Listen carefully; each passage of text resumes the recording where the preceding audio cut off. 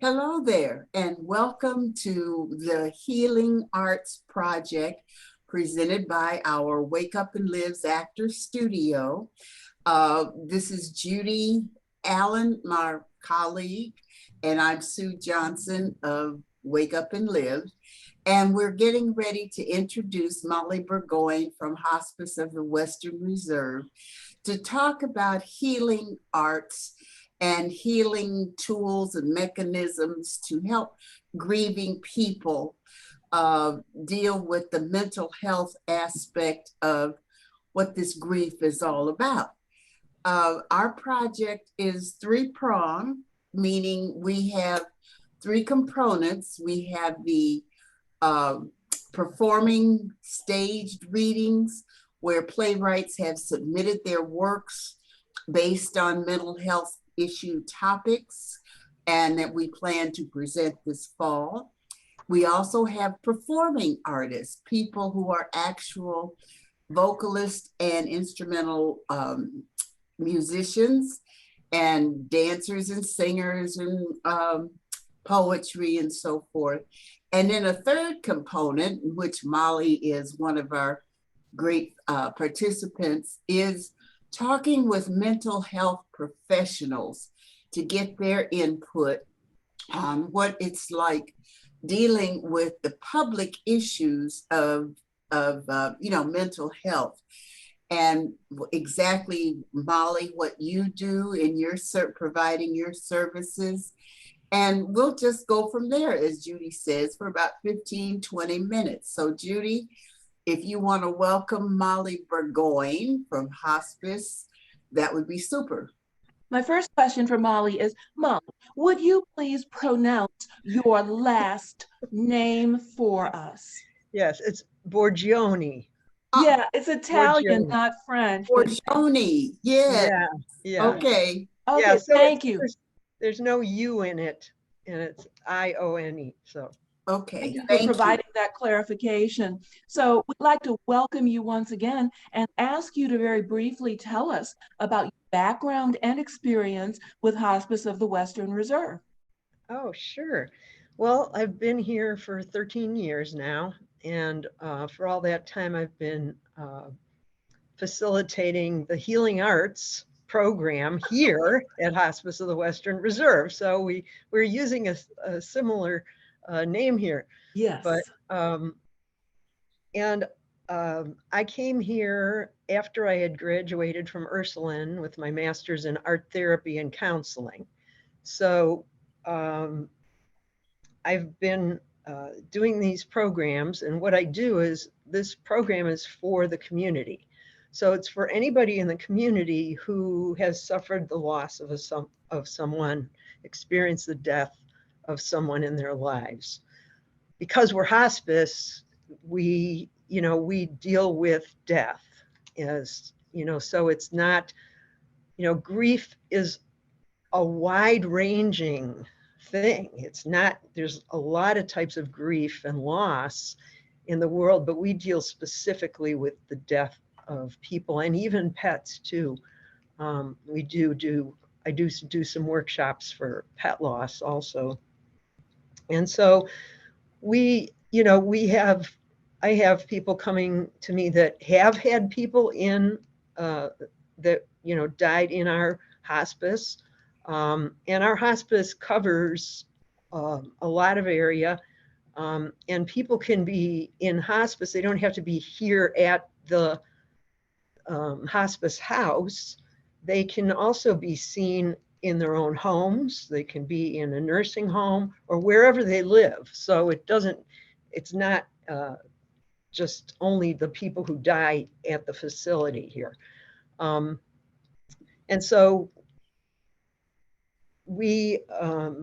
so people that I see are sometimes patients' families of ours, sometimes other hospices, patients, families, sometimes just people in the community who didn't have a loved one in a hospice setting. Maybe they died in the hospital, or they died from an accident or murder or suicide, all kinds of things. So anything that, that a person died. And there's no time limit on these things, because grief does not happen, in a month you're done with it, or 6 months, or a year, or, it just depends on the person and their coping skills, their own mental health.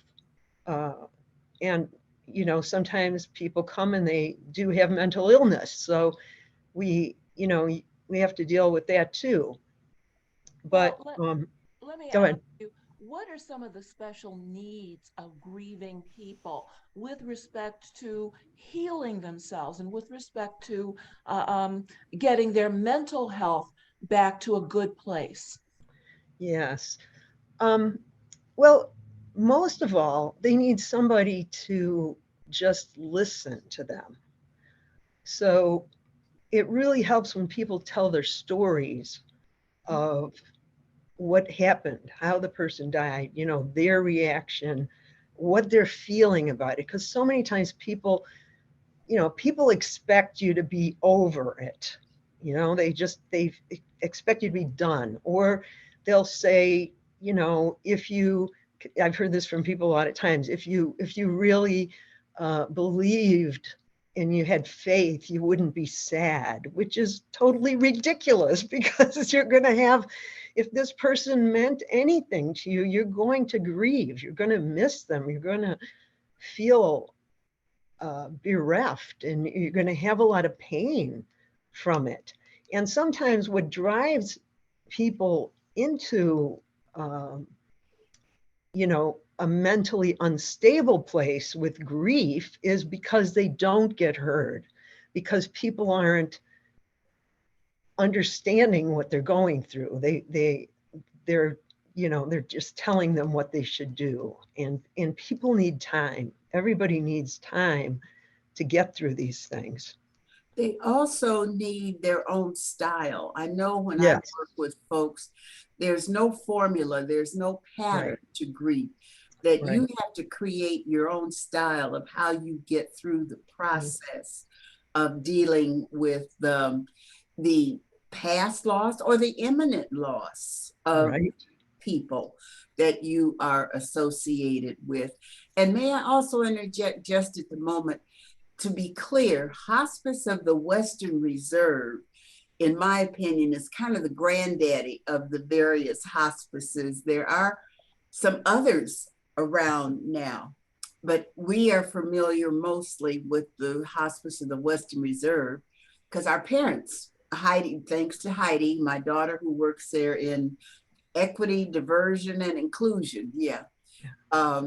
She took us through the hospice process.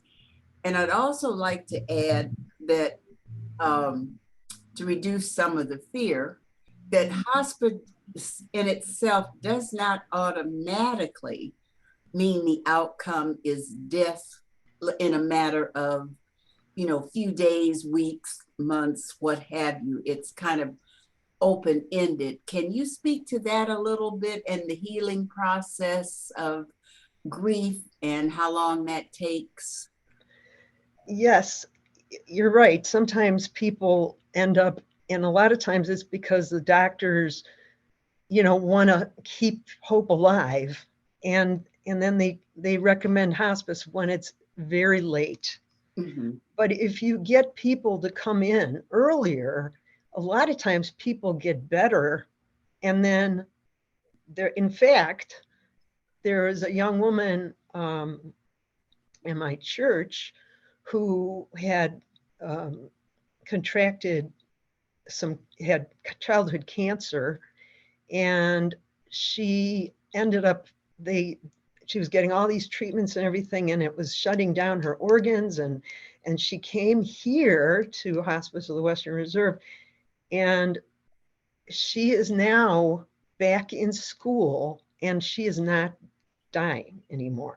Mhm. I mean, that's a total miracle. I mean, Right, right. um, but that, most of the time, it hospice can prolong somebody's life if they're with us early enough, because we really give them a lot of care, and we have volunteers, and we have all kinds of spiritual care. Your daughter Heidi was in spiritual care before she was doing diversity, equity, and inclusion, and all those. We have social workers. We have all these people who work with the families and work with the patients, and also we have music therapy and art therapy also for the patients and the families. I'm on the bereavement part of it. So I'm on the other end after the death. Now, Okay. Mollie, you mentioned art therapy and music therapy. Would you tell us more? How does this work for grieving people and why is it effective? Well, it's effective because it's effective for a lot of people, whether they're grieving or not. It is, it is the arts are healing inherently in themselves. And so when you can use your own creativity, when you can um, get kind of um, these kinds of therapies kind of distract you from what's going on, and you kind of get to grow through your grief or your anything else that you're trying to work with, if it's depression or if it's anxiety. Especially anxiety is really good for art therapy and for music therapy too. And the workshops that I do, they're art therapy based, but a lot of times I will have a music therapist. We also had somebody who does movement. She used to be a dance teacher. So we had her come in and take the people through just a very gentle movement kind of thing. And then we had the music therapist there too, where she was providing the music part of it. And then we did some art afterwards, and the whole thing came together, and the people really enjoyed it. It was a really successful collaboration. I'm going to be doing one later on this year with somebody with poetry. So there's always something new. And, all the workshops that I do, they're on our website, and I know you're going to post that later. But if you go on there under grief support, and we have a lot of support groups other than art therapy also, just talking grief groups. And so we'll have one, like we have some for spousal loss, or for a child that died, or maybe it was an adult child that died. And so you're an older parent losing your child, or death by suicide, or death by accident, sudden death, prenatal loss. I mean, all these kinds of things. And it's not all the time that we do all those things, but every once in a while, those things are interspersed. Are there specific types of therapies that are more directly applicable to specific types of grief? The death of a pet, the loss of a job, a divorce. So would music be good for one and art therapy be good for another? I don't think there's like a specific thing. I think you can tailor the music, or you can tailor the art.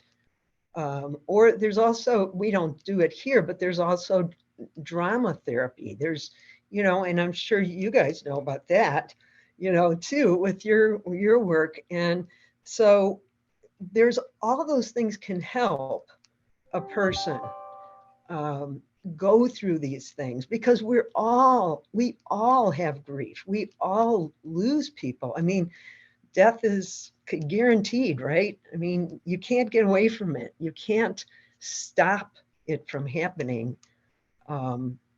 Sometimes you can delay it a little bit, but you can't stop it most of the times. So, except in that one instance I was talking about.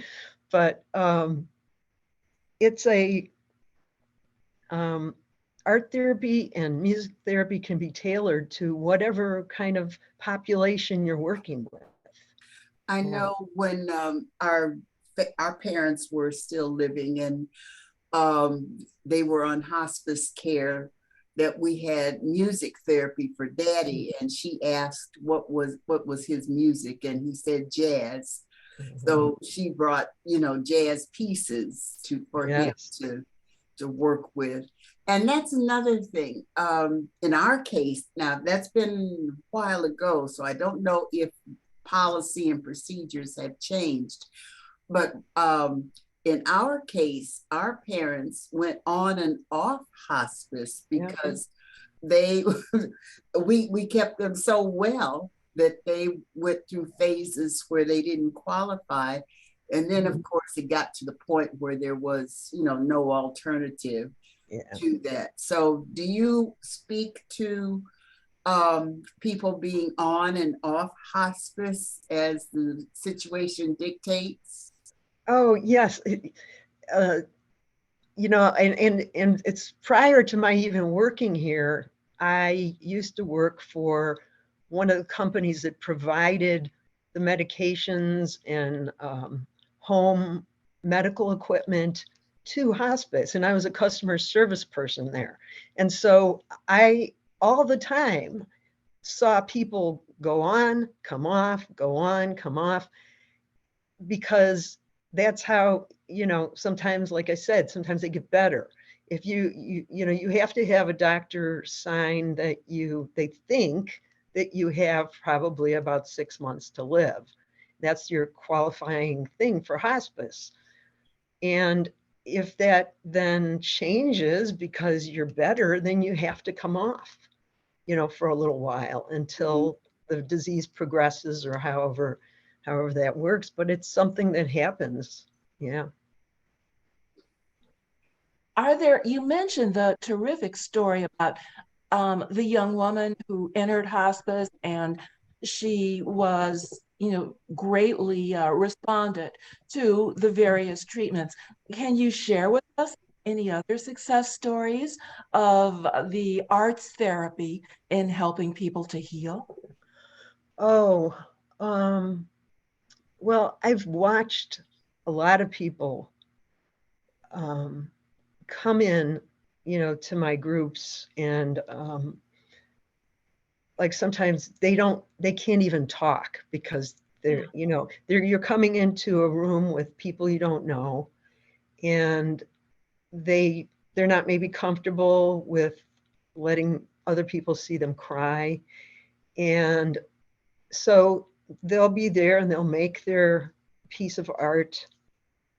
And then afterwards, I go around and I say, would you like to share with us? Would you like to talk about your art? Would you like to talk about your loved one?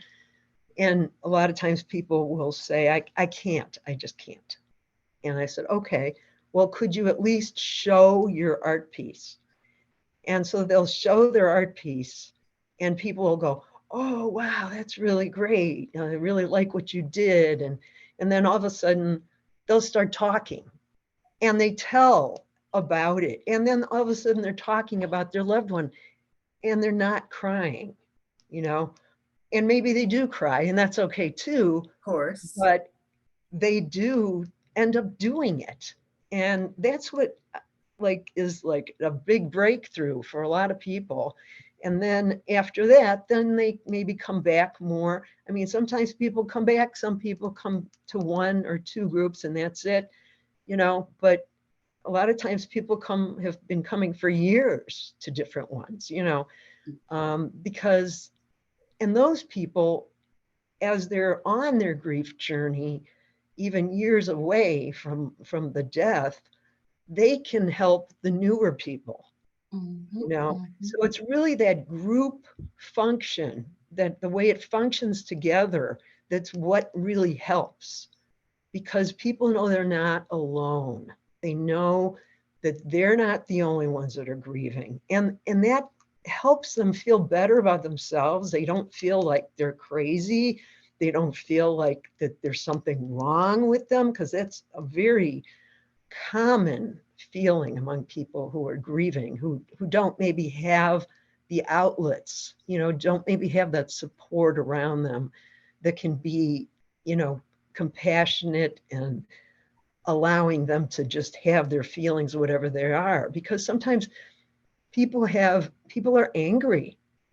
They're angry at their loved one, that the person left them. Mhm. And, they know that that's not right, but they can't help it. But they're afraid to say that they feel like that because they're afraid of what other people are going to think of them. So Wow. it's those kinds of things. A lot of times, people's lives get just turned upside down. One woman, uh, her husband, it was her and her husband's both second marriage. And when the husband died, they had not made a will. And then there was a will found with the first wife. And then that the person that I knew, her life was totally, I mean, she lost everything. And it was Wow. because there wasn't a will. Mhm. And it was so painful to watch her go through this. But she has come through and she's worked through it, and um, she wants to volunteer here to help other people. So yeah. Okay. You mentioned that your work with the healing arts at hospice is not specific and exclusive to people in hospice, but it's for the community. Is Yes. there a fee for participation? Oh, that's a great question. It's a suggested $5 donation. So, like, I do in-person groups and I do virtual groups because of COVID. Everything was virtual for a while, but then now I still keep doing them because sometimes it's easier for people to attend that way. Yes. And and they could donate online if they would like, or, if you come to an in-person group, you can, donate there if you'd like. And again, it's a suggested donation. So it's just for the supplies. We do have, my program is funded in part by Cuyahoga Arts and Culture. And I know you guys have a Cuyahoga Arts and Culture grant Yes. too. Uh, Um, and it's been so wonderful. They've been supporting us for all the time I've been here, actually. And so we're very, very grateful to Cuyahoga Arts and Culture for their Are we? Yes. participation. Yeah. So are we. Yeah. We're Uh, winding down, but what about the presence of children and teens with your work?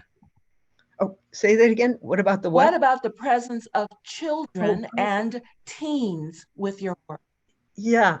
Um, I do have children that come sometimes. I used to do children's groups, but I never got a lot of people. And often they had to be canceled because I just didn't have the people coming. And so now, they're welcome to come as long as they're well behaved, they're welcome to come to the regular groups. Um, Sometimes, what we're talking about may not be so appropriate for kids, just because, I think people might have, the adults might be a little held back, if there's kids around. But usually, I've done special ones also, like if a family called and they say they had they had a bunch of kids that they wanted to have an art therapy group for. I have done that here and there. Hasn't happened very often, but those kinds of things do happen.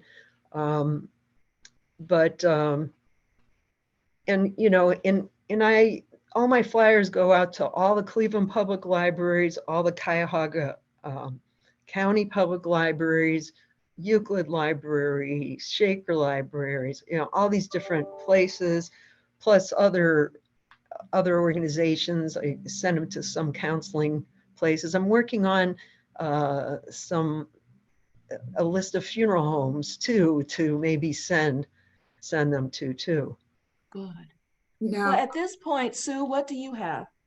just one quick thing along the lines of the children before we close out. Teenagers and the topic of suicide and parents losing a child.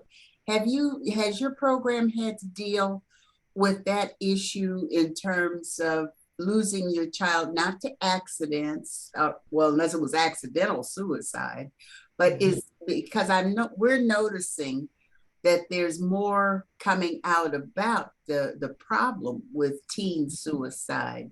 due to the cyberbullying and schools and whatever else is going on. Sure.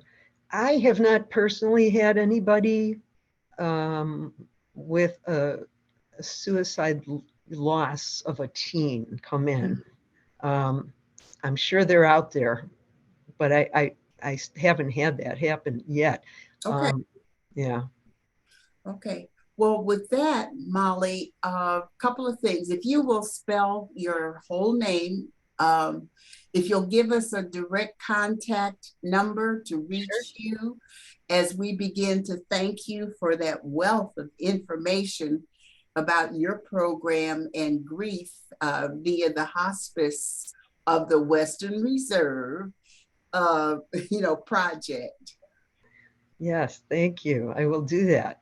Do you want it now or do you want it? Sure, sure. Oh, okay. It's Mollie, Mollie, Borgione, Borgione. And my direct phone number is 216-486-6544. Okay. And do you have any special events coming up in the near future that you'd like the viewers to know about? Well, next month I have a mosaic workshop happening I was looking at my door, which is closed. I have my, and then I have my flyers on the door. But in August, I have a landscape painting workshop, and that's going to be on, like here I'm at the East 185th Street and Lake Shore location, and people can go out along the lakefront and paint there if they'd like. I do also reserve a room inside so that if it rains or if they don't necessarily want to go out, they can paint a landscape inside too. Mm-hmm. But those are the things that are coming up. I have a new one every month. I also have some more in-depth workshops where it's like a 6-week series. It's called Circle of Hope. And that's a 6-week group. And then I also have another 4-week group that's going to go on in September, which is called Tales and Images. And it's about storytelling about your loved one and also some art, making art about those things too. All in the name of helping people cope with pain, work on their mental health challenges, and hopefully whatever their version of a regular life is, that they can get back to living a life of quality. Yes. Judy, the healing art all about. Yep. Yeah. Okay. Judy and Mollie, and I'm Sue Johnson again. We thank you for joining us this afternoon. We'll be up on YouTube, and we'll also be on the website and send out individual, emails, Facebook, etc. So, Mollie, you'll get to share your words of wisdom and encouragement and enthusiasm to our public and everybody. Please know that Hospice of the Western Reserve is one of our family favorites, because of the services that it provided, for our parents. Judy, I don't know about your mom and Mom was at Hospice too, and it's an excellent organization and a wonderful resource here in Northeast Ohio. Yes. Okay. So till next time, as the expression goes, take care, and we will see you soon. Okay.